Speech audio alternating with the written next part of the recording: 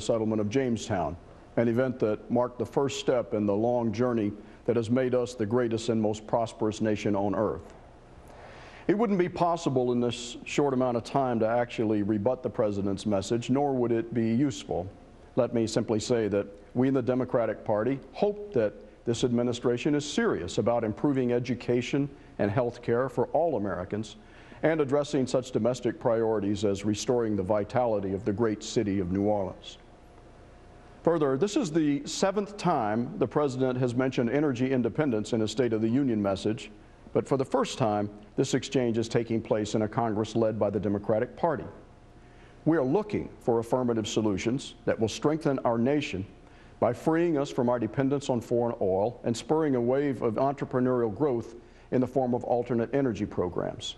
We look forward to working with the President and his party to bring about these changes. There are two areas where our respective parties have largely stood in contradiction, and I want to take a few minutes to address them tonight. The first relates to how we see the health of our economy, how we measure it, and how we ensure that its benefits are properly shared among all Americans. The second regards our foreign policy, how we might bring the war in Iraq to a proper conclusion that will also allow us to continue to fight the war against international terrorism and to address other strategic concerns that our country faces around the world. When one looks at the health of our economy, it's almost as if we're living in two different countries. Some say that things have never been better. The stock market is at an all-time high, and so are corporate profits. But these benefits are not being fairly shared. When I graduated from college, the average corporate CEO made 20 times what the average worker did. Today, it's nearly 400 times. In other words, it takes the average worker more than a year to make the money that his or her boss makes in one day. Wages and salaries for our workers are at all-time lows as a percentage of national wealth, even though the productivity of American workers is the highest in the world. Medical costs have skyrocketed. College tuition rates are off the charts. Our manufacturing base is being dismantled and sent overseas. Good American jobs are being sent along with them. In short, the middle class of this country, our historic backbone, and our best hope for a strong society in the future is losing its place at the table. Our workers know this through painful experience. Our white-collar professionals are beginning to understand it as their jobs start disappearing also. And they expect, rightly, that in this age of globalization, their government has a duty to insist that their concerns be dealt with fairly in the international marketplace. In the early days of our republic, President Andrew Jackson established an important principle of American-style democracy, that we should measure the health of our society not at its apex, but at its base, not with the numbers that come out of Wall Street, but with the living conditions that exist on Main Street. We must recapture that spirit today.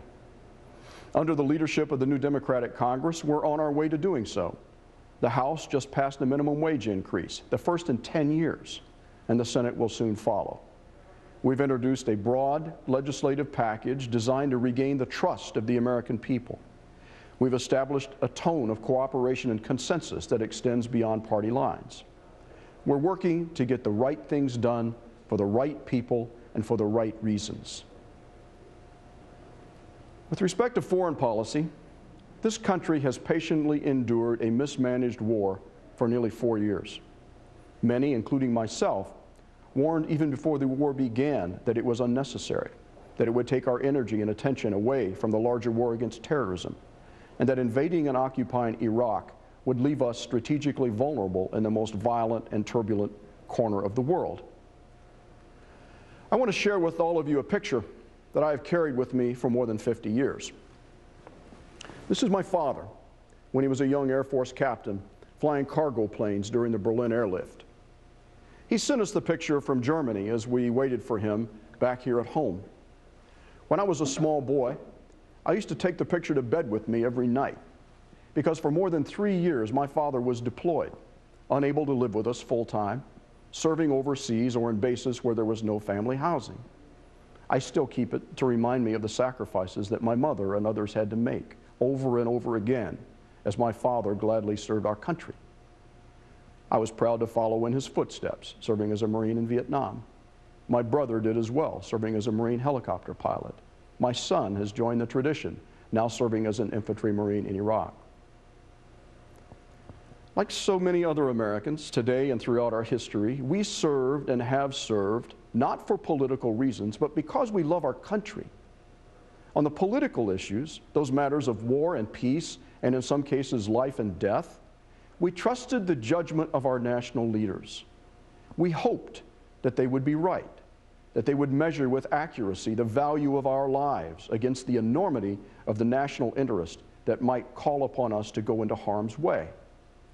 We owed them our loyalty as Americans, and we gave it. But they owed us sound judgment, clear thinking, concern for our welfare, a guarantee that the threat to our country was equal to the price we might be called upon to pay in defending it. The President took us into this war recklessly. He disregarded warnings from the National Security Advisor during the first Gulf War, the Chief of Staff of the Army, 2 former commanding generals of Central Command, whose jurisdiction includes Iraq, the Director of Operations on the Joint Chiefs of Staff, and many, many others with great integrity and long experience in national security affairs. We are now, as a nation, held hostage to the predictable and predicted disarray that has followed. The war's cost